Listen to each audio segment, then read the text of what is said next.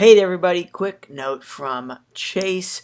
We got a jam-packed episode today. You might notice a little bit of fuzziness on Nick's mic during the interview portion. We fixed it for next episode, but wanted to give you a heads up. Happy Halloween! Hey, Nick. Hey, Chase. It's that time again. What time is it? Time for Fuck This Place!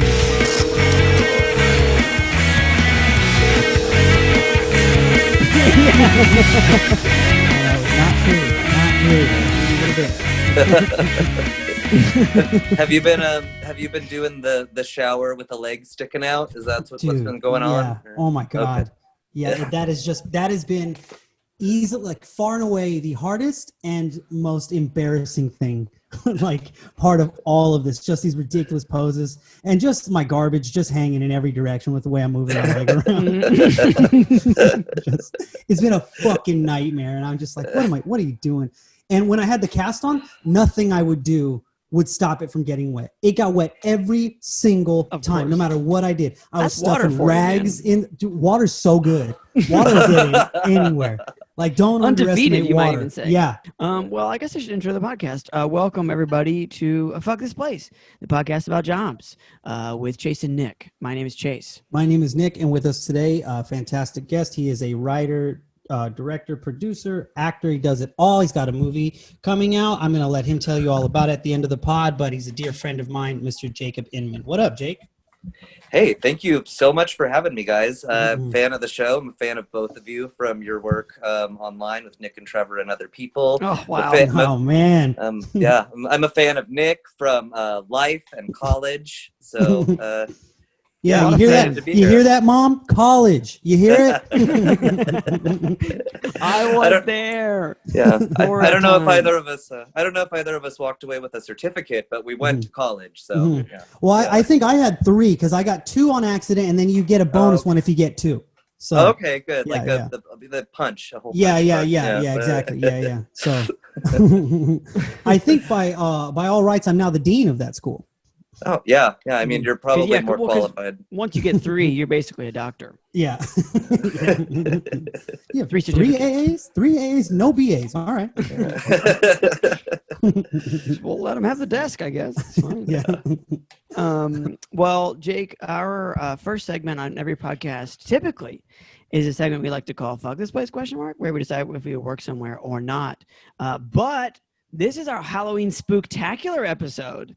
So we're doing things a little bit differently. Everyone's been briefed, but for those who are listening, and that's the majority of the people not in this Zoom call, the way that this is going to work is we have some Craigslist posts that are written, I guess you could say, from inside a scary movie. Would you say that's an accurate description there, Nick? Yes, I would say that's fair. Yeah. Craigslist written from inside a scary movie. The 3 people, including Jake, Chase, and Nick, have all written Craigslist posts that could be have written inside of a scary movie. And what we're going to do is we're going to read these Craigslist posts, and we're going to decide, we'll have to figure out possibly which scary movie that these are from, and then we will decide what it would take for us to actually take the position described in said scary movie. So it's a little bit more of a, we know we're going to fuck this place because someone dies at the end. And we've got several posts to get through, so we're going to see exactly how long it takes. We're going to start with our longest post, I believe, here. And again, every post here is supposedly from inside a scary movie. And the text of this Craigslist ad begins. The title says, Image Rebrand. And the text says, Greetings. The mayor of Woodsboro, California, is looking for a rebrand of the town image after a series of not misfortunes. Oh, God damn it. Yeah, it's very Craigslist. It's very Craigslist. Who wrote this one? I don't know. We'll get to that. A series of misfortune had befallen the students and staff of a local high school. You may have recently seen us in the news as the small Southern California community with the high school dealing with a serial killer. Very very honest, this Craigslist post. This is not typical, I would say, of Craigslist. Or it is. Sometimes they're a little too honest. The same town that just 1 year earlier wrongfully imprisoned one of its people for a murder he did not commit. Very detailed. The mayor was very disappointed when he learned that someone was killing our students. He was even more disappointed to learn that killer had also killed our principal. The mayor was even more disappointed to learn a lot of disappointment from this mayor. The mayor was even more disappointed to learn that killer was actually 2 killers and that there were also students at the school. A bit of a beleaguered town, this Woodsboro, California. Woodsboro. And this is the ask here. Woodsboro is strongly against murder and is looking to put that message first. We are hoping you can help us come up with a new town image, logo, song, and bird. We are looking for someone with social media skills that can help Woodsboro's image back to what it was before all those people died. Compensations listed as BOE, which I'm not entirely sure what BOE stands for. Is it dependent on experience or based on experience? Based on experience. Thank you. And I think we're going to guess here that Nick wrote this post. Yeah, and you know what? I went back and forth about misfortune versus misfortunes. I'm not going to lie. I went back and forth. It was 50-50, and I got it wrong. I'll own it. It's all right. It's totally fine. Yeah, misfortune is, yes, by the way, it is a... It's got an S at the end there, but God damn it. That's fine. I figured out how to say it always has. It always has? No. Misfortune sometimes has. That's a new thing, right? Okay. Yeah. So Nick obviously can't guess which movie that this is. I think I've got a pretty strong hint. Jake, do you have a guess here as to which scary movie this may be from? I think I'm ready to make a guess. Yeah. Okay, please. What's your guess? I think this is from the 1996 Wes Craven film Scream. Okay, Scream, yes, but I'm gonna go ahead and say I think that this may be from Scream 3. Really? Simply because we have a lot of history here for this murder didn't commit. You know, we also have a little bit of background where the mayor was disappointed to learn that the killer was actually 2 killers. Maybe this is Scream 2. I'm just thinking that maybe this is the beginning of another Scream movie aside from the original. But that might be a little too technical. We're obviously in the Scream trilogy here. Nick, is that correct? This is after Scream 1, before Scream 2. Okay, all right, okay. This is the amount of knowledge that they have going right, because in Scream 2, who's the killer in Scream 2? Laurie Metcalf and Timothy Olyphant. Yes, right. Man, you really forget about Timothy Olyphant being in Scream 2. Doing basically a Quentin Tarantino impersonation, I would say. Yeah. It's easy to forget about him in that movie too, because even though he's the killer, he disappears for like a third of the movie. Yeah. What is he? Is he on the film crew or something? What's his deal? He's a film student there. He's a film student. Yeah. Right. He's like got it. He's an aficionado, so to speak. And as soon as they start talking about really getting into who this might be, he disappears for 45 minutes straight. Yeah. Well, some sequels aren't always killer, but this one had some kills. So now the question remains here, gentle dudes. What would it take for you to take this position? I'm actually going to say that this is kind of a marketing position. Yeah. In the sense that we're all talking message first. We're looking for a new town image, logo, song, and bird. This is a little bit up my alley. I was gonna say, wait, am I allowed to do on my own post? Yeah. Okay. I was gonna say I wouldn't do it because I don't think I'm qualified, because I'm not that good with social media and and anything in computers really. So, including finding out how many S's go at the end of misfortune. I mean, I couldn't be the killer in any of the scary movies I like, because I'd be the one character that when all the characters find like a clue, I'd be in the back. They'd be like, he misspelled something. I'd be like, fuck, like in the back. A real giveaway when you have when you've used all those letters. You're talking about like those magazine letters that you've glued to the piece of paper. Yeah, that makes sense. I'm Yeah, I looking mean, for someone with a remedial reading level as our prime.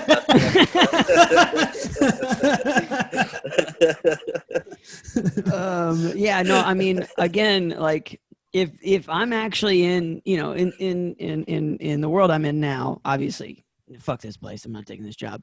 But in it, you know, inside the world of Scream, I'm a dead ringer for this position. I have I have an interest and skills in marketing and social media. I like making logos. I actually know more about birds than you think I should. So, you know, I would be a sucker for this, and I'm very glad to know, you know, as future Chase, that there's not a social media manager in the 90s who gets murdered in the subsequent Scream movie. So I would take Yeah. it and possibly live through the entire trilogy. Yeah. You might, yeah. You So might. I might actually apply. Yeah, I likewise, I definitely, I would be tempted to take this job. It's in a beautiful part of the state and country. I've got some skills in social media. I've been polishing them up. Maybe I wouldn't be their first pick, but depending on how slim the pickings are, maybe I would was gonna be. say, yeah, beggars maybe. can't be choosers, and it seems to me like they're gonna be begging. Yeah, and yeah, I don't know. It does seem like it puts me in a prime position to be killed, but that's its own sort of immortality, you know? Like, find me hanging from a garage door, you know? You won't forget it. Yeah. And it's gonna be one hell of a Snapchat. Question: I don't recall, and when it comes to we're talking about the applicant pool here. You know, you would think there would be a bit more of an exodus from a town as awful as what happened in Woodsboro for the first movie, because like the second and third movies, it doesn't really seem like people have really gone anywhere from Woodsboro. Well, the second one is in Ohio. Right. They go off to college, and then the third one is in Hollywood.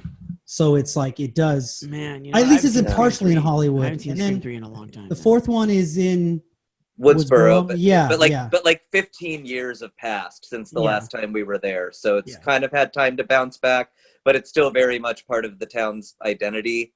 Right. Like, yeah. you see a lot of like, I also think that like in the and everyone who's ever talked to me about this movie knows I feel this way, but it's like it's a bit of a time capsule in that like within the context of the movie, like with that wrongfully imprisoned 1 year earlier, that murder case, like it's not even, it's just shy of 1 year has passed and no one in that town gives a fuck. Like they joke about it, they make this huge, like it's like no one gives a shit. They talk shit directly to the girl whose mom was murdered. Like they stage fake murder attacks on her as a prank, like while there's real murder attacks going. Yeah. So it's like I don't think this town is gonna be shaken. Yeah, it's a good point. And I will say also, those, you know, the houses in this town are incredible. They're insane. They're insane. Everybody is super fucking rich or something. Like everyone lives in a museum. Everyone in that town. With an amazing porch. Just the amount of porch time I see. That's like the biggest hallmark of the Scream franchise is just teenagers on wraparound porches is what I think really, of. It really is. I love a wraparound porch. All right, well, let's take a look at another position. We're going to kind of like randomize here. So I'm just going to go up a few. We'll take a look at this one. Okay, so the next Craigslist from within a scary movie title is Sexual Health Clinic Seeks Intake Counselor. And then the ad begins. Not a lot of text here. It says, Detroit Renaissance Health seeking non-judgmental counseling candidates, comfortable with youth population as we have an influx of new clients. Complete intake paperwork and then they just stop typing. Experience with STIs, contraceptives, trauma recovery modalities preferred. Employment type is full-time. Compensation is depending on experience. And that's the post. This is a tough one. That's tricky. I have a theory, but I don't know. Take a shot, Jake, because I'm a little stumped. Okay, well, Detroit and sexually transmitted illness, it takes me right to It Follows.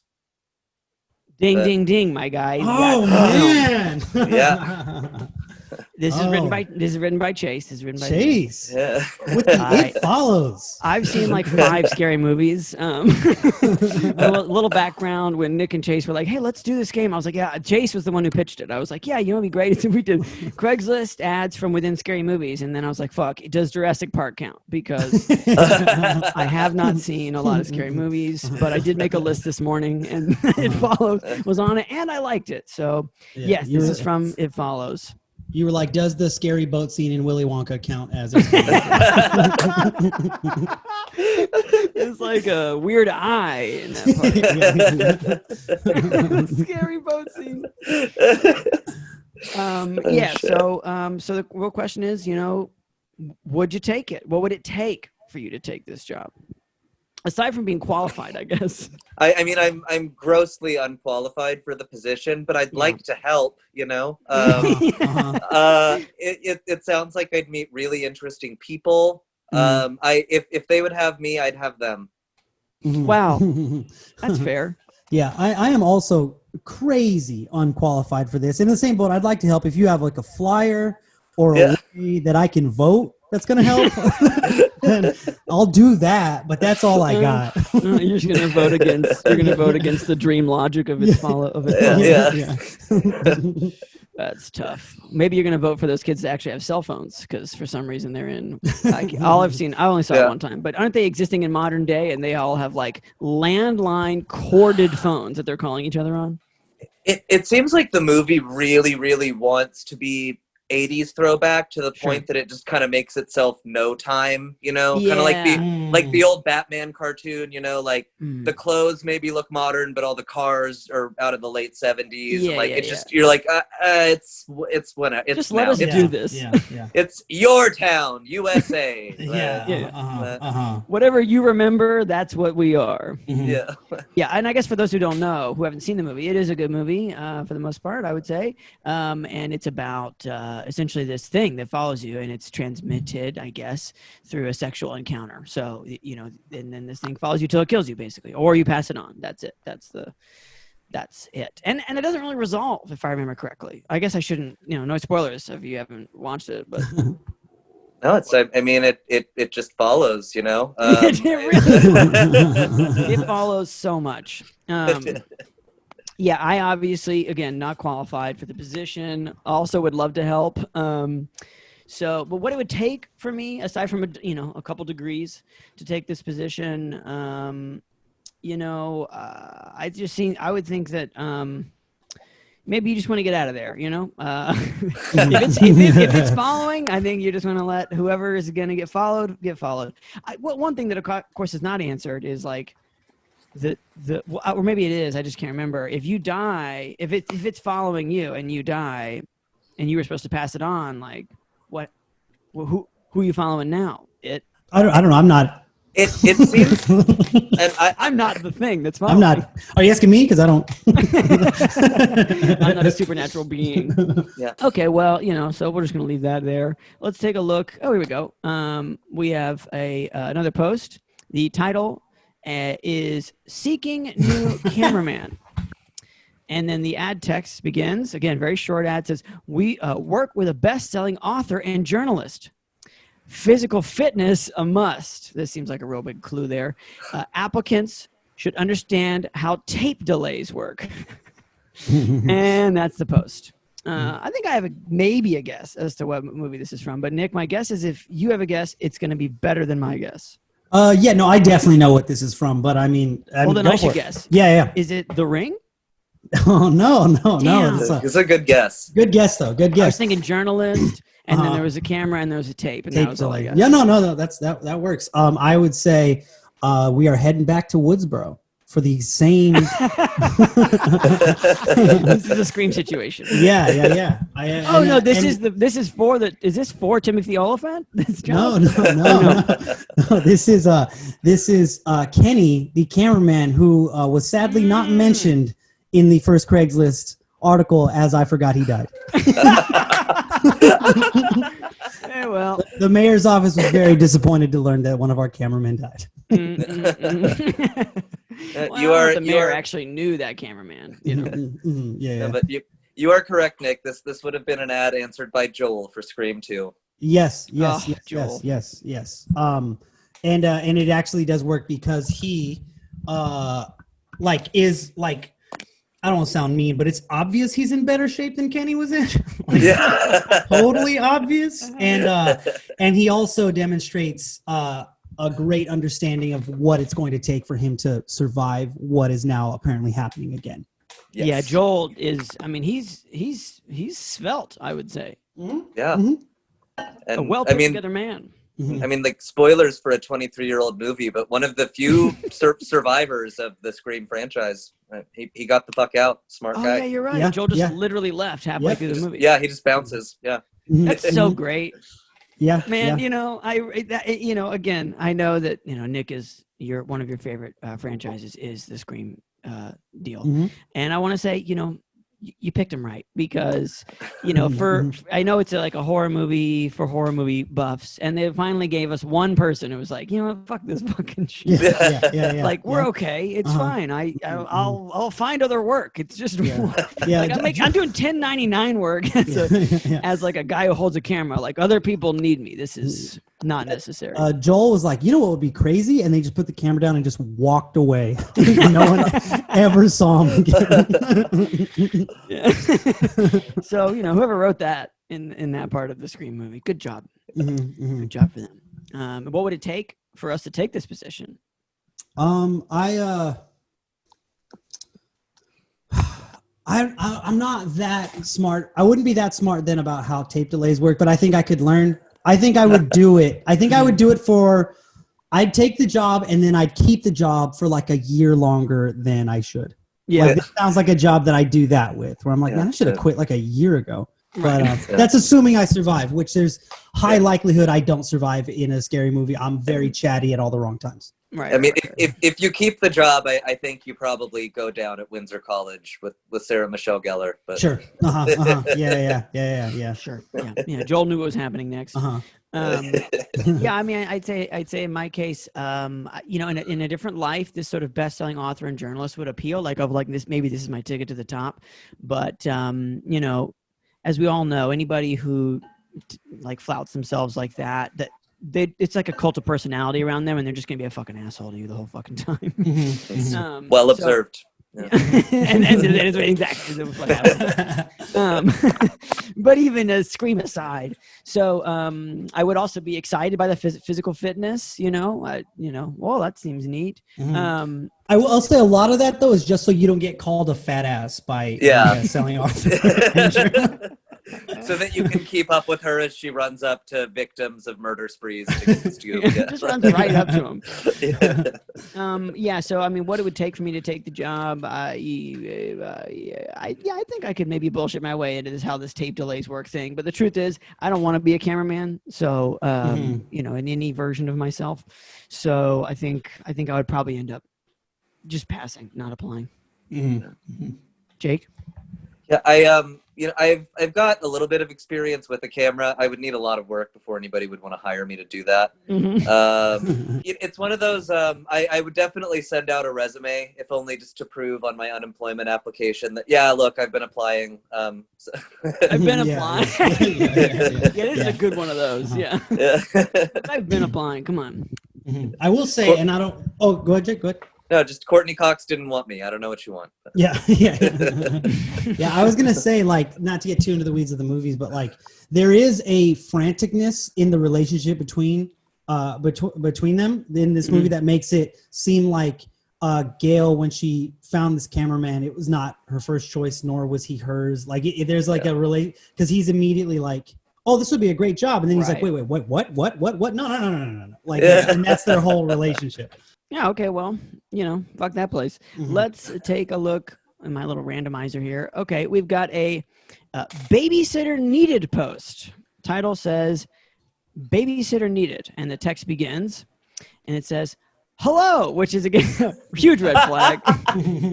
Anytime someone says hi at the beginning of a Craigslist post means you can't trust it. You cannot trust them. At the bare minimum, they're out to get you. I'm a single mom looking for help with my 12-year-old. Serious inquiries only. I love my daughter very much, but she is possessed by the demon Pazuzu. Needless to say, she can be a handful. Inquirers must be comfortable with pee, vomit, and occasional jabs at your deceased mother. And then compensation listed at $20 an hour, which not a bad rate, especially if you're considering the time period where this movie was made. Yeah, that's a nice piece of coin for back then. Yeah.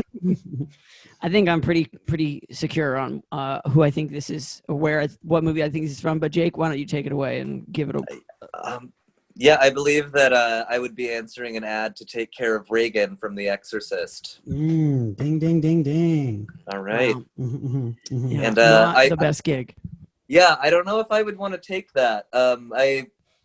I definitely prefer nanny type roles with kids as opposed to having my own. Like, just have them for a few hours and send them back. But I don't know if I can get the cute child fix with her in those few hours. So She was a darling when she was not possessed. yes. Yeah, but I'm not so great with the pee and the puke. Yeah. I think it would be a fuck this place from me. Yeah. Yeah, I think if this is a Craigslist post and the mom is willing to say that her daughter is possessed by a demon, then there's a lot more going on there, contextually, that you're not. I mean, just imagine if that's what she's willing to say. Imagine what she's not willing to say about what she's seen and heard from this. So in Craigslist, the red flags began at hello and they rode all the way through to $20 an hour. So yeah, obviously this is a major fuck this place. What would it take for me to do it? There probably some religious training. But then again, we all know how well that worked. Not great. I've seen The Exorcist. Every scary movie ever, I've only seen one time. Except for Scream. I've seen Scream a couple times. And by that I mean a couple. So I don't really I quite remember exactly what happens, but it doesn't sound it wasn't good. So yeah, I don't know. It would have to take $50 an hour at the least. Yeah. For me, I would say this is tough because I believe minimum wage around that time was in the $1.60 range. Yeah, that's a good point. So it's like, this is a lot of money. And from what I remember about The Exorcist is about 4 things happen in that movie. Yeah, it's a good point. So it's like, you got to figure you're getting paid by the hour. Reagan goes off twice, 3 times in that whole movie. And it's bad when she does. It's real bad. But I have babysat before, and I do know that when your kid's having a meltdown, you can call the parents and be a good point. You need to come home. So I probably shouldn't take the job, but well, no. Let me defend your position for a second, because I think you're right that this might just be for an afternoon or an evening, a 2-hour, 3-hour period of time, right? And the possessions could be light, could be just being on the stairs or whatever, just a light possession. That's what I'm saying. I feel like a lot of the conflict comes from when you hear banging around upstairs and then you walk into the room and then she's got flying stuff's like flying around her. Yeah. So it's like, you could easily just be like, no, I'm not even gonna. Yeah, like, how long is Reagan gonna sit that out before she's just like, maybe he's not coming up? I don't know. Yeah, that's a half decent strategy. Again, I'm saying no, but I respect, especially considering 1970s wages. $20 an hour ain't nothing. Yeah. Let's do one more. Let's see. I kind of want to do this one. Okay. I don't know if this one's going to be too easy. Okay, but the job title is personal assistant / housekeeper. Help my uncles. Help my uncles. That's the title. And then it says, to post begins, I've got 3 uncles who need some help. They're fine, in parentheses, retired, and just need someone to clean up around the house. Honestly, you may not even see them much as the house is pretty big. They've been together a while, so must be okay with bad smells, pranks, and laugh at their sometimes off-color jokes. Employment type is part-time. And that's the post. Oh, man. Now, this one's going to be a stumper, mainly because Chase is cheating. But this is a movie that gets watched around Halloween. And again, I don't think there's enough context in here for you really to deduce it. But the most important thing is there's 3 uncles and a big house, and you're not going to see them very much. I would say, is this Oh, Casper? Jake? Oh, No, Nick got it. Yeah. If that's What it. would you say? I said Casper. You're correct. This is from Oh, Casper. okay. Oh man. Well, The ghostly trio, as they are uh-huh. called on Wikipedia. I was like trying to figure out how this is Wizard of Oz. Like for most of that. I was like, did they say anything off color? Yeah. Yeah, just like just the lion saying something real anti-Semitic or something. Yeah. He's like, hey. Yeah. You hear the scarecrow say, that's how they are? Oh man, we all liked him at first, Yeah, he was cool at first. but should have known a guy in overalls wasn't gonna raise up some red flags. So what would it take? What would it take to jump in as a part-time housekeeper for 3 ghosts? I'll go first. I think I'd take this, and I think I would either quit or be fired pretty quick, because I think that the uncles are going to continually screw up whatever it is I'm working on. Of course. And then I'm going to get in an argument with whoever hired me. Which That's is maybe so- Casper. Yeah, which is Or like Christina Ricci. Yeah, actually, Casper might be a little more understanding though. But then even still, I'd probably end up quitting. It'd be pretty great to see you get into just a screaming match with Casper, though, Nick. Yeah.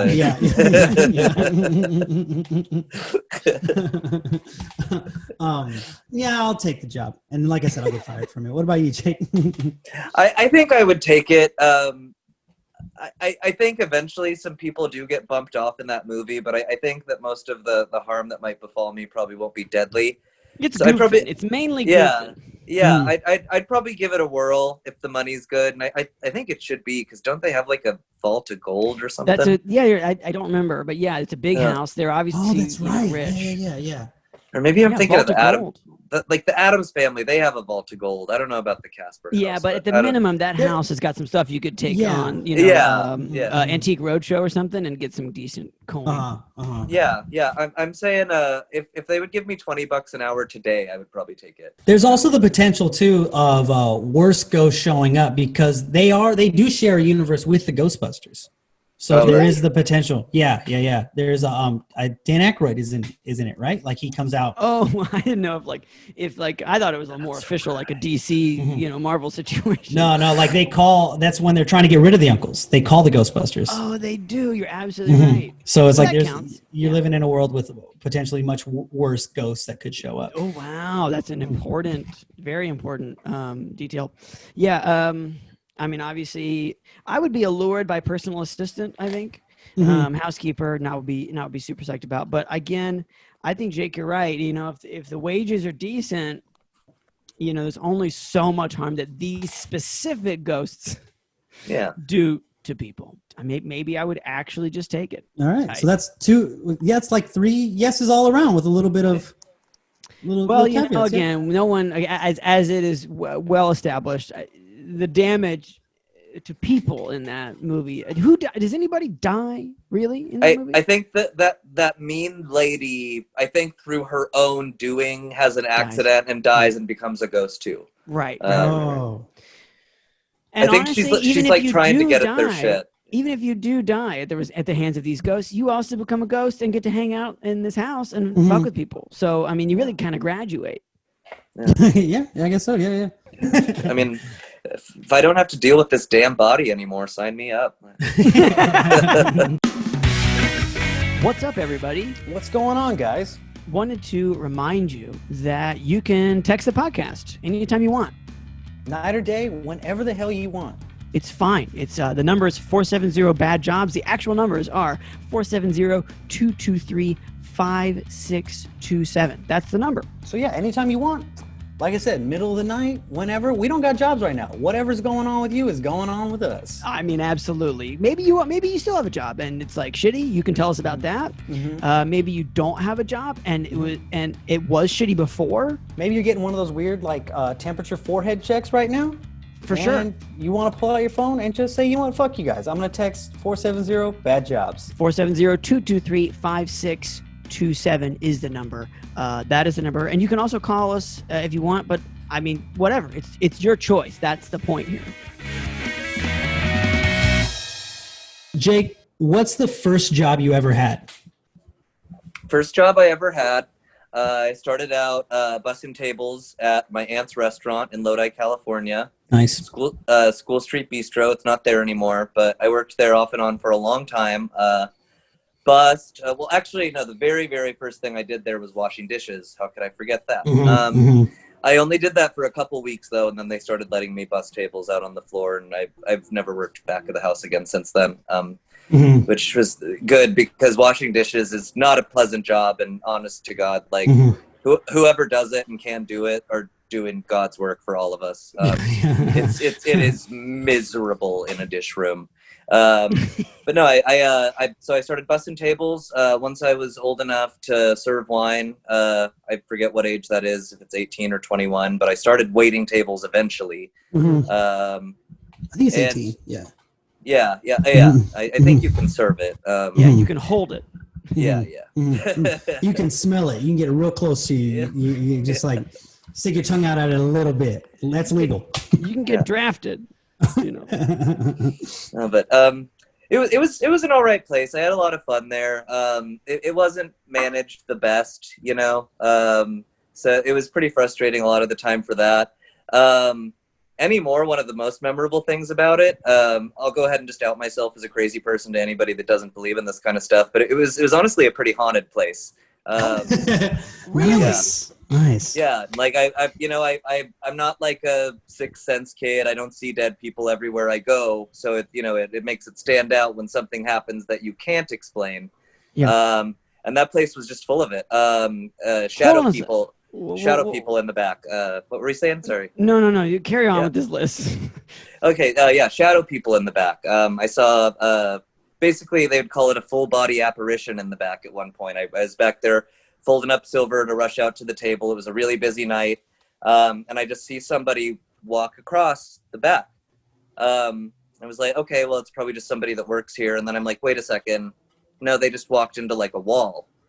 And I look and like, yeah, they just walked into a wall, and I go and check and the back door is locked and there's nobody back there with me. Just a lot of things like that like in the moment that it happens, you're not like, ghost, you know, but you have some time to sit and think about it and you're like, well, wait, that's just not possible. Like, it was, there were really tall ceilings on the dining room floor, like probably close to 18 or 20 feet, I would say. And the floor itself was this varnished concrete. So it was really fucking loud and echoey in there. Like even just a few tables in there. And it was so loud, you kind of have to shout to take people's orders. Nonetheless, I would get my name whispered in my ear as I'm like moving between tables and no one's walking with me or anything. Like, holy shit. Yeah, lots of stuff like that. Our apron strings getting tugged on. Sometimes our apron strings would get like hooked over bar stools or like the fire extinguisher or whatever we're kind of close to, but not leaning against. Yeah, and as I finally started like telling people that worked there like what I had seen, everybody there was full of stories. Everyone's just like, oh yeah. Like the chef that had to close the place every night.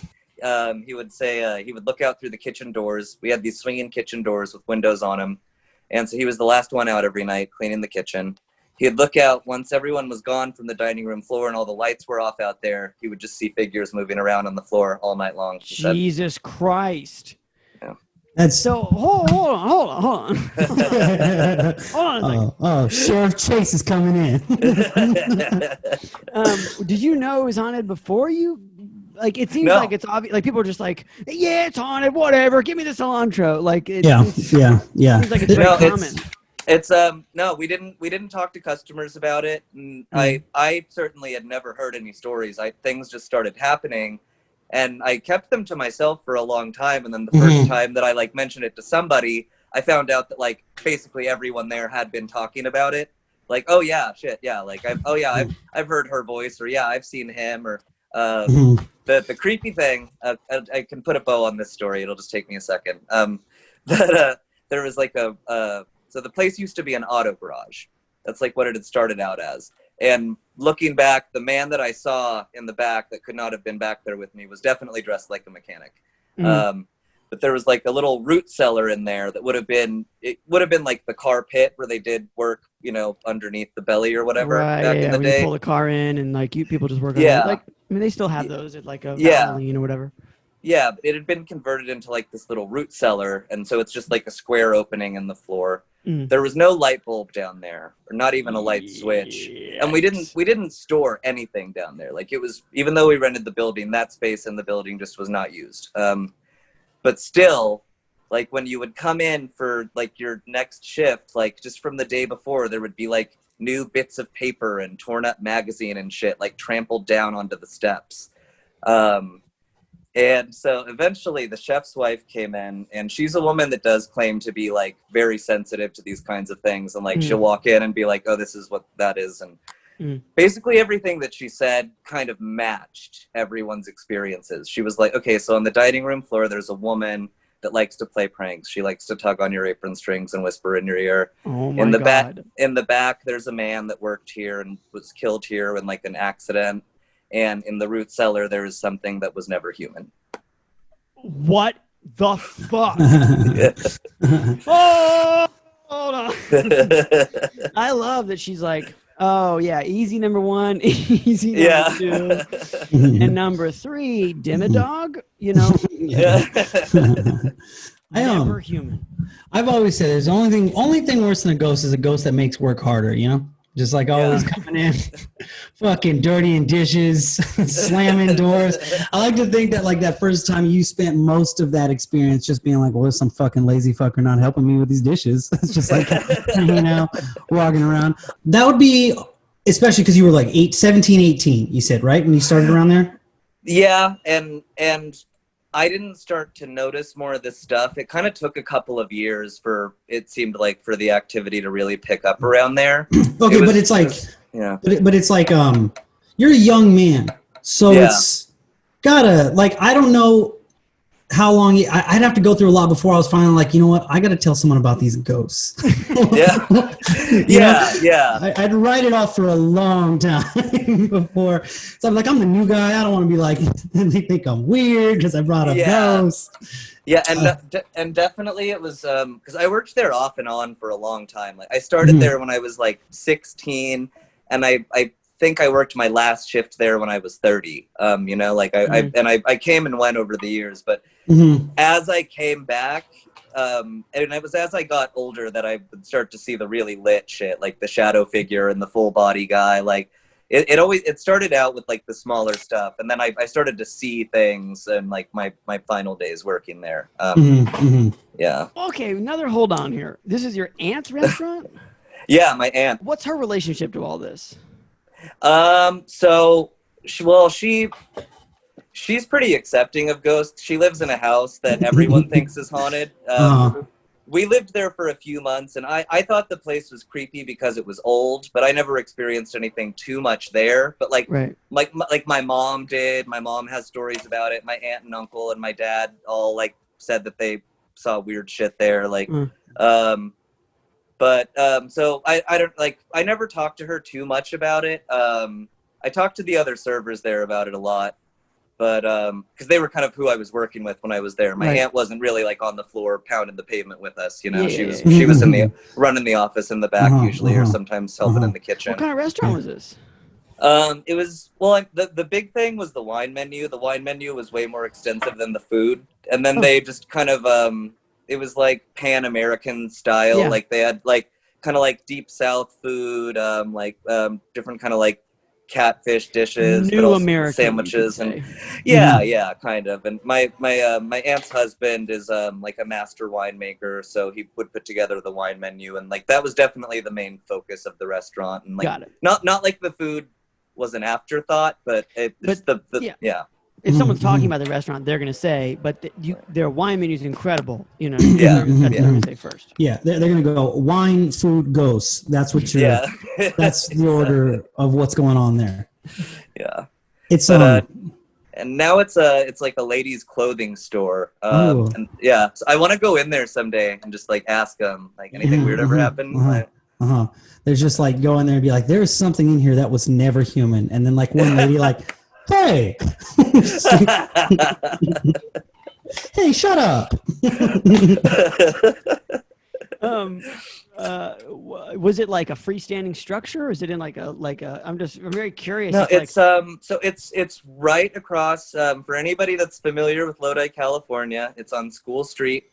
It's across from where the movie theater is. It's directly across from a mortuary that is behind the movie theater in Lodi. Okay, so we're that's piecing kind of this together. Yeah, you kind of are facing a mortuary, but it's also like it's a small town, and there isn't really a downtown, but there's this one little stretch of School Street that it's like their downtown stretch. So yeah, it was kind of at the tail end of that. It was a good location.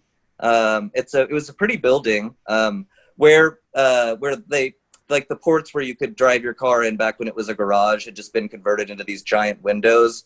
So, it was, lots of natural light. It could get fucking hot in there, honestly, because of those windows. But no, it was a really nice looking space, but it also it did feel old and kind of creepy. It would be a good setting for something like that to happen in a movie, It's that's actually right across the street from the movie theater my God. that I worked at, that Mike Streeter worked at, and Josh Barber worked at. We've talked about it for a month straight now. This movie theater. This Oscar has been nothing but the Lodi Stadium 12. And I before Nick and I were really friends, we kind of knew each other for a couple years before we really ever had the chance to hang out. And I would see you working there, and it would kind of be like a kind of thing, I know you exist, hi. I just you're just being the bunch of ghosts floating around you, and me begrudgingly taking out garbage across the street. I'd like to be friends with you, but I'm haunted by my past and present. And then that guy Greg, who worked at Lodi Stadium 12, was just coming over to that bar to drink wine all the time, apparently. Oh yeah, could be. Oh man, I love this world building you're doing, Chase. Similar to reaching across the realm in Casper to call the Ghostbusters. Yeah. So you said you worked there on and off for a long time. Just yeah. I would I went off and my mom started her own business, so I went and I worked there for a few years instead, and then I went off and did acting conservatory, and then I came back for 6 more months before I moved to Chicago after I had graduated from conservatory. And that's when I saw the most, was just in that last stretch of those few months where I was like, okay, damn, I get it. I get it. I've been to acting school. Now I'm sensitive to the world. I can name that because I've also disappointingly been to acting school. Yeah, you were also cult indoctrinated at acting school. Yeah, correct. Cult and occult is not far off. From each other. Acting school. Just love the fact that the ghosts start bullying you, doing following your dreams or whatever. Hey, fuck you! No, God. Just trying to get some tips. So yeah, you never left. I mean, essentially, it's been closed. So it's you kind of were you never really got hired. You never really got fired. You just sort of I left because I was gonna move. And yeah, I was also just tired of working there. I left a couple weeks earlier than I had to. Yeah. Especially if you got dreams on the horizon, you're I gotta get them. Time for these small town ghosts. Yeah. Stupid fucking mechanic ghosts. Yeah. That restaurant I'd been working at since I was 16 just wasn't hitting the same anymore. All right.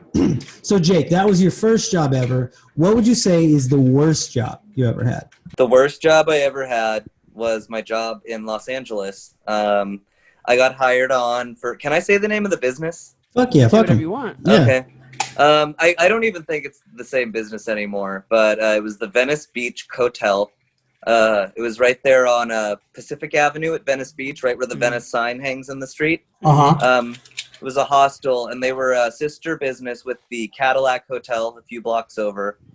And what I got hired on to do first was towels. Towels? So, yeah. Okay. So and it was completely up to me to figure out how to do it. There wasn't a cart or a bicycle or anything, but I had to get all of the dirty towels from the hostel or the hotel, take them over to the Cadillac Hotel where there was a laundry room, and then wash all of those with all the towels from the Cadillac, and then get the clean towels for the hostel back over there. Mm-hmm. This is a classic small business job. Yes. When someone's like, I really don't want to solve this problem. Oh. Yeah, no, it was fucking awful. And I looked into all these ways to problem solve how I was going to transport the towels, because it was a nightmare. And like sometimes guests would like leave bikes like indefinitely, so I could like borrow a bike and like kind of try to balance the bag full of towels on the handlebars of the bike. This is such fucking bullshit.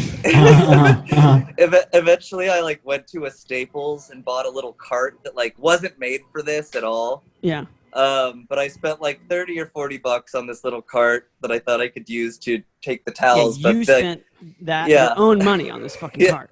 Yeah. And except I would travel down this alley because it was the clearest way between the two buildings, and you know cars weren't going to bother me with this fucking bundle I had. And the pavement was so terrible that the cart broke the night that I brought it to work for the first time.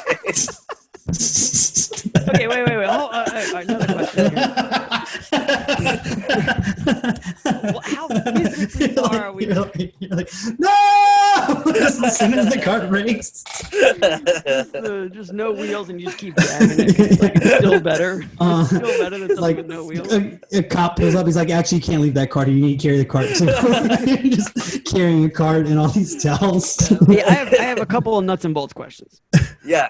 You know, the volume of towels can get pretty big pretty quick, right? What are we talking per trip? Are we talking like 3 trash bags? Are we talking like, it's got to be more obviously than 1 trash bag. I would typically have to make a couple trips. I would always start off at the hotel, and I would just get the towels there started. And they had a bunch of machines and dryers, so the volume, I've never had more towels than I could wash, you know. But like I would have to make a few trips to the hostel to get all the towels typically. The kind of cool thing was that I was completely unchaperoned. Nobody ever came down to that laundry basement. It was mine.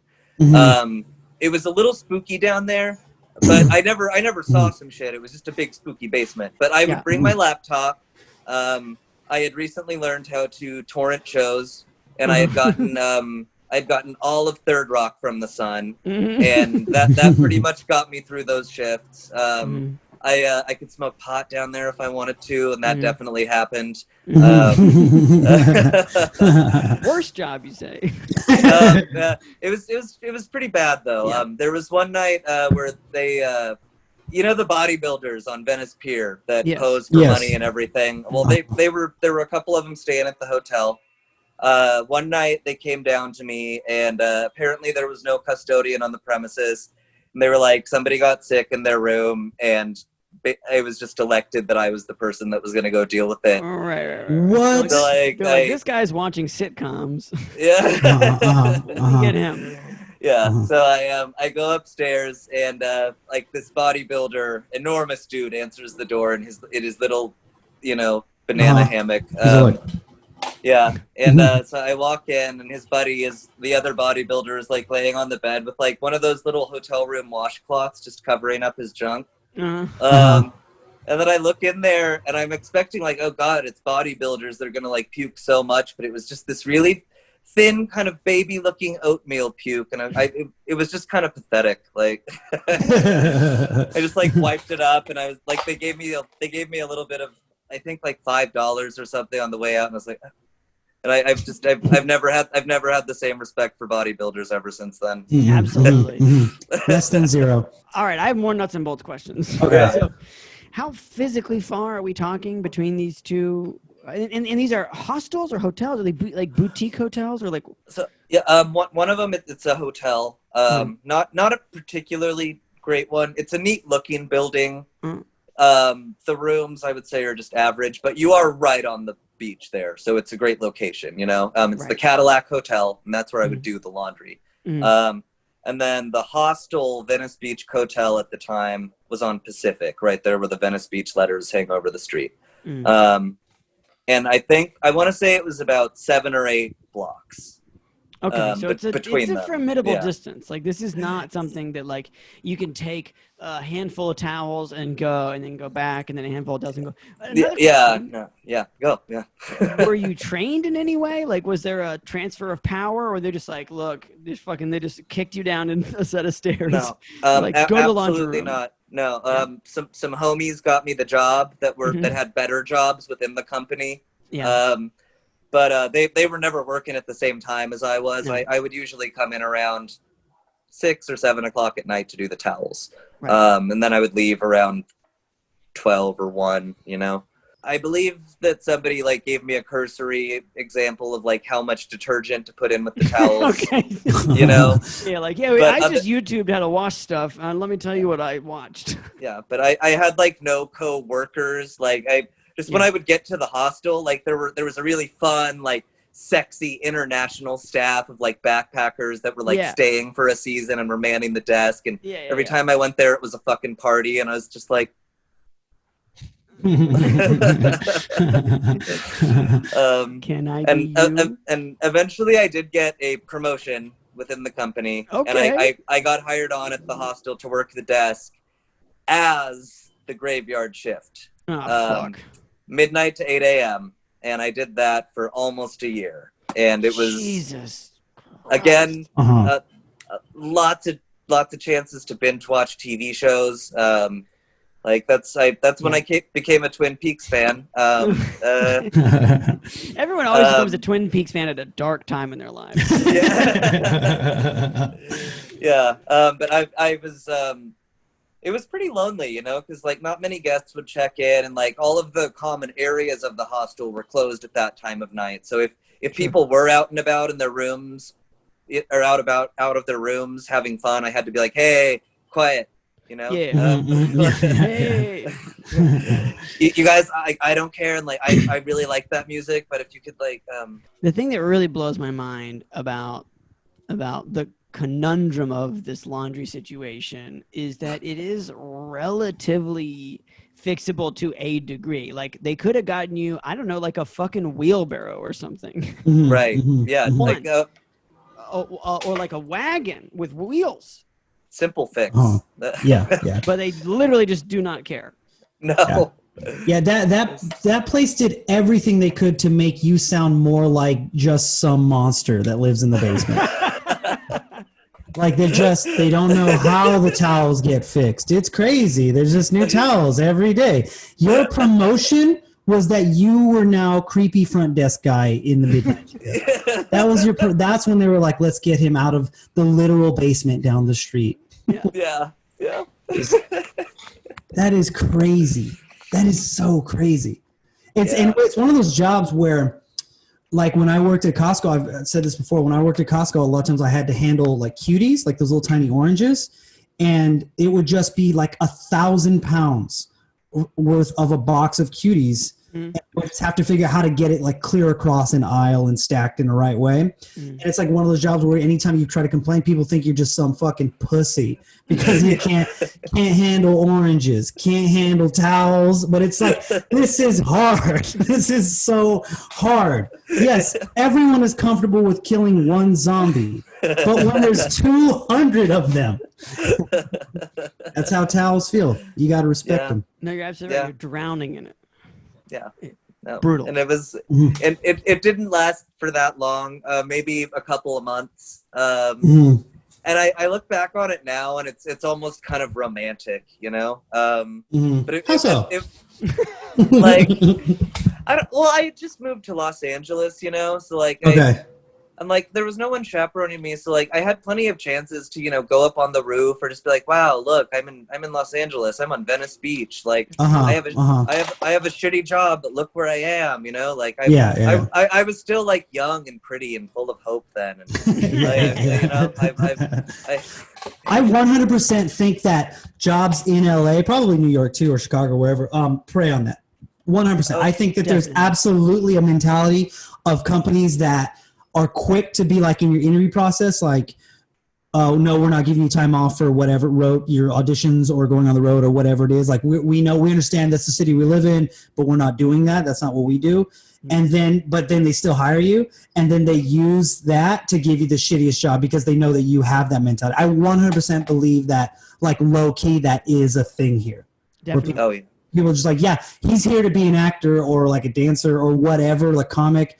So he'll just work whatever shitty job because he's got other things on his mind. Oh, like, absolutely. I totally think that that's the thing here. Definitely. Yeah. Mm-mm. And they got you with them towels. No shame in it. Yeah, no, I mean, the thing that eventually tapped me out was just the graveyard shift at the desk. Like, Sure. I couldn't do that anymore after a while. Like, I Man, that's you know, crazy. like, Well, and- I got a question. So after you got promoted, someone else became Towel Monster? Like, I can only guess, Nick. I never heard.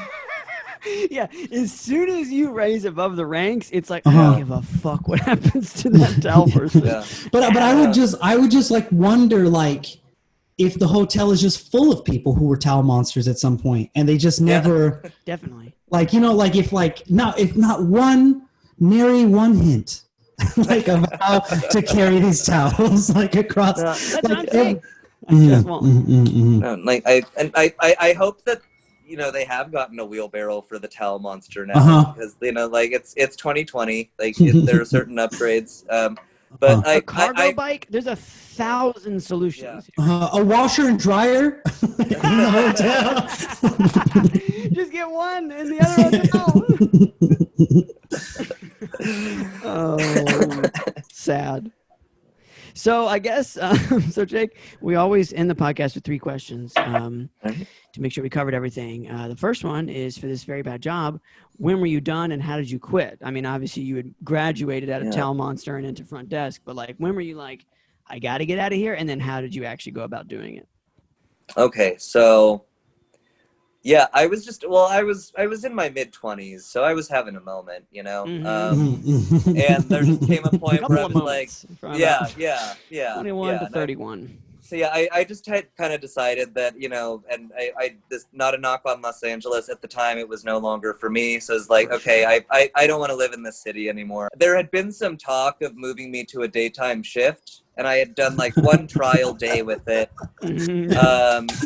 Hold on a second. and Is then, the daytime shift like the party shift where all the, like, you know, yeah, the it's where German... it's way more fun. You know, like I would have had way more work to do with checking people in. Like my only real responsibility, other than like keeping the place on lock, was just closing out the credit card batch. But like, so I would have had more to do in terms of just like guest upkeep, but it was also way more fun because that's when they would do social stuff. And, you know, like it was a cool place. Like there were people there from all around the world. And like, I got to meet some really cool people that like I'm still somehow friends on Facebook with and enjoying seeing their lives, you know? So yeah, you had done some trial day shifts. And the manager let me know basically that she just decided that I wasn't going to move to the day shifts, and I was like, well, that's fine, Carrie, because actually I'm quitting. As that was revealed to you, you quit. Yeah. That's awesome. Within my very next breath, I was like, yeah, well, that's okay because this is my 2 weeks notice or whatever. And she was like, oh, okay, well then I guess it works out. And I was like, yeah, I guess it does. I mean, what a great manager statement of like, well, I guess this works out that you're not here. You're like, because I didn't like you anyway. You're like, I'm not moving to the daytime position, but you know where I am moving is the fuck out of here. All right. Yeah. and then a year from then, I would be taking my first sips of the cult Kool-Aid at acting conservatory. Everything. Oh, right. So you left that to go back to haunted restaurant. I'm gonna try some other shit. Yeah. And then back to haunted restaurant, and then to acting cult conservatory for a couple years. Right. Then back to haunted restaurant. That's when the ghost really teased you. Got it. Yeah. And then now out to Chicago. Got it. And no ghost sightings in Chicago so far. Okay. Question number 2 is, what's one good thing you took from that very bad job? You can say that's the towels or the front desk. Yeah. Well, I'll stick with the towels. I mean, the front desk, the front desk was cool. Like getting to meet people from all around the world that I never would have had an opportunity to meet otherwise. There were some neat people. The towels, like it was just, you know, it was a really pie in the sky time. Like I felt like I was in such a beautiful location, and like even though the job, like looking back, like was kind of ridiculous, like I just felt like I was in a beautiful place, and like I felt kind of lucky to have it at the time, because like I felt like at the end, like the transportation of the towels was bad, but I was like, oh, that's still pretty little is asked of me. Like I have time to watch TV, I have time to go up to the roof, I have time to, you know, just enjoy this. So that was cool. Okay, well, and then question number 3. COVID's happened. Everybody's dream is kind of like gotten a little bit sideways. Where are you with that? How's that going? What have you been thinking about? It's kind of an open-ended question. I've been dealing with a little bit of guilt this year, because in a lot of ways I have been wanting time off from work so badly. Like I'd had like kind of a rough stretch, and I was really tired, and I felt like I was just wrung out, and I was like, I want to not have to go to work, and I want to not have to worry about money. And then that kind of happened for me. Like the unemployment was kicking for a few months. I got laid off in March. And I didn't miss it. And Of course not. And I ended up like having time to get back to this short film that my friends and I had started making a few years ago, but then life had just gotten so spectacularly in the way that it's now 3 years delayed from when we had wanted to drop it originally. So in a lot of ways, like COVID has given me the time and space to get back in touch with a lot of things that I had lost just trying to live my life day to day, you know? For sure. And I you know, I feel a little bad saying that. I don't want to make light of it, because it is a worldwide nightmare. But there were a lot of things in my life, I think, that weren't working for me. And this just kind of, this just kind of made it all stop. And it made nothing but space for me to, you know, talk with my friends and like bring this movie back to life. And we, you know, we can't all be in the same room, but we can have Zoom conversations about the direction that we want to take. We've started coming up with future projects, like a radio play series that we're going to be doing, which is, you know, just things that we can do in the times that we're living in, you know. And it's been a few years since I've really had the time and space in my life to be creative or to feel creative like that, you know. It gets to the point where like you just kind of accept it. It's like, well, okay, I'm just working now, and I guess that part of my life's over. But you know, it's not. And so I've been reminded of that. I mean, I think you're definitely not the only person who's experienced that. I mean, I think for a lot of people, you know, a lot of people who are right on the edge, you know, like obviously people who, you know, who are experiencing like actual sort of systemic poverty, they're still, you know, experiencing actual systemic poverty. But for the people who were on that edge between like, you know, like I work and I make just enough money to live, like what the fuck is going on? I can't get any momentum in anything I do.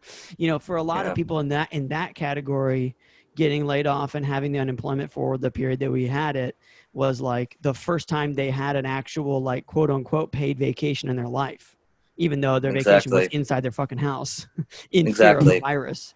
Yeah, exactly. You know what I mean? Like, I mean, you know, and that in a very weird way, that $600 like unemployment situation was as close as a lot of some people will ever come to that. And it's such a weird perversion of it, but I don't think that you're the only person who's experienced that kind of like duality. Oh yeah, absolutely. I mean, there's like, I think that everybody, and yeah, you know, you're not like making light of what's going on. It's not like anybody walks outside and doesn't see the fucking shit show that it still is, you know, but it's like, can't help. I know that during this time, I took the time to tear my Achilles, which was something I never had time for before this. No, I've been doing more writing that like been spending this year doing all the homework that stand-ups never want to do. Stand-ups never want to stay inside and write the script that they would pitch should they ever get the meeting that stand-up is supposedly working them towards. So you work you work for 10 years, 11 years, then you get in the pitch room, you have nothing. So it's just like, it's been, you know, like being stuck inside has been a great way for me to do my homework. And now should I ever be so lucky in the future that a test comes up, I feel like I'm ready for it, you know? So it's like, you can only I mean, fuck, man, you can only do what you can do. So I'm not gonna feel bad about getting work done, you know? So, Yeah. Type. Well, speaking of movies, Jake, where can people find you on the internet? Should you want you or things you're working on to be found? You got a movie coming out or out? Yeah. So I'm working with a group of my close friends that we all met at the aforementioned acting conservatory. Aforementioned. It's a 2-year program, so we ended up calling ourselves the third year productions. Nice. Just the name that kind of stuck. So you can find us on Facebook or Instagram at the third year. We do have a short film coming out. It's called Things Will Be Coming Your Way Soon, Just You Wait. Originally, it was conceived 3 years ago. We were inspired by sort of like 24-hour film festivals. We knew, well, my friend Caitlin was the one that had the idea. She's the project producer, Caitlin Chance. I wrote the script really fast. We filmed it really fast. And then it just kind of stalled out for a few years because, you know, life. It's a really exciting project.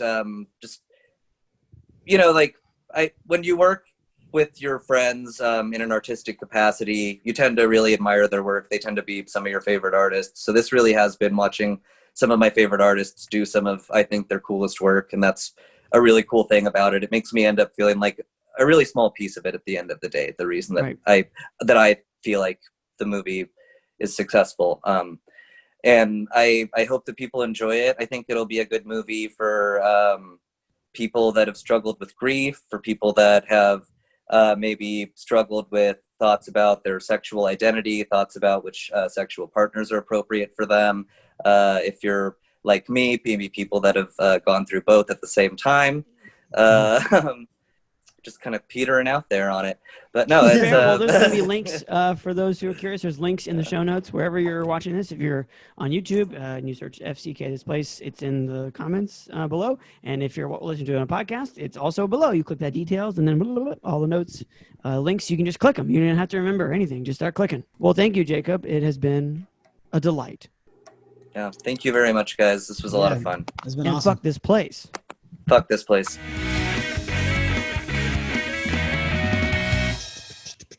Nick, we have a write-in. We do? Yeah, and listen to this. This is going to blow your mind. This write-in is not a part of the hashtag Jordan Lives epic saga. What? Wait, Yeah. Jordan Jordan's still fine. lives, though? No, Okay, 100%. all right, yeah, okay. 100% Jordan still lives. And thank you so much to Jordan and company. And Celeste, I think I got that name wrong. So for your write-in, we are so grateful for them. We have a new write-in from a new person. What the hell? It's crazy. Uncharted territory. Yeah. And you can text the podcast too, by the way, if you ever want to. It's 470-223-5627. That's 470-223-5627. But I'd say we go ahead and let's just read it. Let's do it. Okay. So this text is from Andrew, and Andrew begins. And Andrew says, "What's up, guys? I'm Andrew." What's up, Andrew? Nice. I'm Nick. Yeah, I'm Chase. Love the podcast, but we're gonna say he meant podcast. Probably meant podcast. Probably meant podcast. Do we have a podcast? Well, we could. It's been really helping me get through the pandemic. That's so great to hear. Yeah, really love and truly. to hear that. I'll tell you what, it's been getting us through the pandemic too. I was going to say the same thing. Yeah, it's been getting us through it. So, it's working for everybody, which is great. Anyway, times come that I have to start actually making money again. Yeah. So I got a TaskRabbit account. Are you familiar with TaskRabbit, Nick? I am. Okay, yes, great. Yes. For those who are not, it's like TaskRabbit's like Uber for jobs, like for odd jobs, I guess is the best way to put it, right? You download the app, you go like, hey, make a profile. You're like, I accidentally killed a guy. I need someone to help me bury this body. Absolutely. Who's got a shovel? I need a rabbit. Yes. and off you bounce. Almost strong shoulders. Strong shoulders. So I got a TaskRabbit account. I always wanted to play Fuck This Place ? And now I get to every day. Yeah. Every fucking day. Fuck. Oh man, that last line makes me feel like you wrote this, Chase. Looks like a text I get from you. Yeah, Chase does use periods liberally. And we'll just say fuck sometimes. Yeah, man, that's no good. That's playing Fuck This Place every day is, that's gonna wear on a soul. That's gonna beat you up. Yeah. And then Andrew continues, has one more piece of information. The only way to make TaskRabbit even work is to charge ungodly amounts of money, which I like the sound of that. Right. I'm getting paid $200 to put together an IKEA bed for some rich lady this week. Oh, $200 is cool, but this shit sucks. Yeah, you still got to walk around with like some old lady who's got like a beehive haircut and like queen gloves, like white gloves that go all the way up to her elbows or whatever. Yeah, and she always checks services for dust. Yeah, it's like her house. Yeah. Andrew, darling, how's the bed coming along? There's soot on the mantle. Oh, Andrew, please take off your boots when you come in. I get that accent. Made her that way. No, yeah, it's like sort of English and also just obviously orders off menu. That's what that accent is. Oh, puppycock. Stuff like that. Yeah. Yeah, she's got a monocle. We don't know why. She looks at you. It's obvious she can see you. My husband Ernest died 77 years ago on this day. Not Ernest, it's Ernst. Ernst died 77 years ago on this day. And Andrew's like, you say that every time I'm here. Every day I'm here, you say he died 77 years ago on this day. Yeah, well, maybe she had more than one Ernst. Yeah, this sounds bad, and sounds basically like every account I've ever heard of TaskRabbit specifically. Yeah. I don't know. Good. No, I was gonna say all these like apps where you are basically just deciding to be your own business, like Uber or Lyft, quote or unquote. Whatever. Yeah, it's like even like Uber and Lyft. Like I feel like everyone kind of wraps their mind around like, oh yeah, you're a driver or whatever, but it's spending time in a private area with strangers. And I've just always, I'll tell you what, I have a very high rating on both Uber and Lyft because I'm very nice to those drivers because I sure. can't imagine like what fucking shit. Yeah. I remember just like, I used to like try to like for fun, ask all my Uber or Lyft drivers, like, has anyone ever thrown up in here? And they'd always be like, yeah, all the fucking time. The best time to drive is during throw up time. Friday nights, Saturday nights. Right. So it's like, if you're working TaskRabbit, I can't imagine. Like I said, that old lady who is definitely her every time, Yeah. And she's always just like smelling weird. It smells so weird. You can like smell her and like kind of hear her feet like shuffling down the hallway. Yeah. Well, the major bummer. Okay, so number one, all of these apps blow ass. Like it is. If you're listening to this right now and you are using one of these apps, Postmates, DoorDash, TaskRabbit, all that fucking shit, and you're having a great time, go ahead and text 470-223-5627. We would love to hear from you. But everybody that I talk to fucking hates it. Maybe they make it work for a while. They're like, oh, it's this or that. Sam Lindsay, he was driving Uber a bunch. He was a guest a while back, and he said it was okay. But again, I don't know anybody who's like, this is it, pal. The thing that's you're talking about this private spaces thing. If it's sharing private space with strangers in an Uber or a Lyft, creepy, right? But that's your car. TaskRabbit. Sure, is their house. Yeah, going to the belly of the beast there. Yeah, it is it is intense. And the only I've only heard of like a couple people who have made TaskRabbit like really work for them by like, people who like have a specialized skill in like carpentry or something, and they will charge ungodly amounts, and then essentially they'll just book those clients outside of TaskRabbit afterwards. First one is through TaskRabbit, and they'll be like, all right, so now from now on, just call my cell if you need carpentry work because I'm a fucking carpenter, But as far as like putting IKEA beds together, man. Andrew, the bed broke again. How fast can you get here? It's a tough gig. You know what I think, and this is back to our conversation we go back and forth about education, but it kind of weirds me out that it just feels like, and maybe I'm wrong, it's been a long time since I've been in school, but that the idea of trades aren't pushed as hard anymore. So when I see things like TaskRabbit, it like weirds me out that there needs to be an app for men and women that are just good with their hands. And it's kind of like, well, where is your work, carpenter? Like, you know what I mean? Like, oh, Yeah. sure. Maybe I'm wrong. And it's like the Uber where it's like, no, I have a job. I'm a carpenter, but I do TaskRabbit on the side.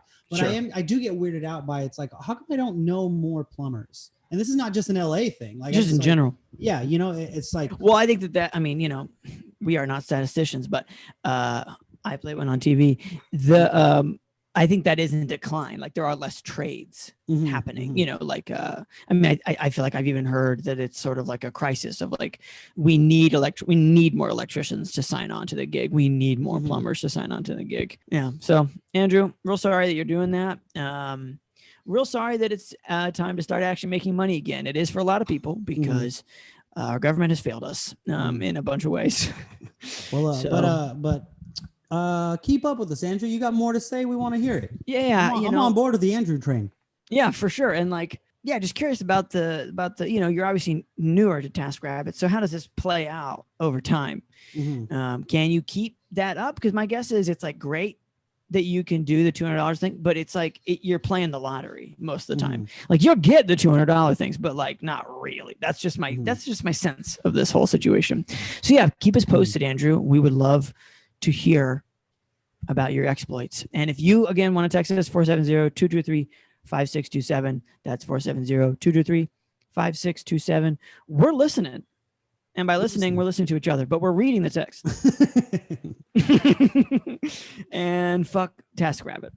Yeah, do fuck TaskRabbit.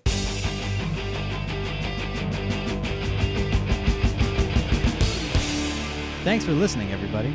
Yeah, thanks for listening. If you had a good time listening to today's episode, leave a review. And I hope wherever you're listening to this, that you have a very spooky day. Maybe you're listening to this in the future. Maybe it's like, it's around Christmas time, or it's in 2050 and the world is turned to ash, and somehow you found this recording and you're like, I've had enough spooky days, Chase. It's like, well, dude, you're gonna have one more because you just listened to this.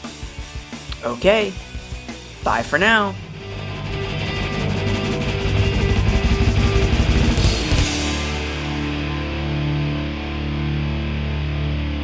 Fuck this place.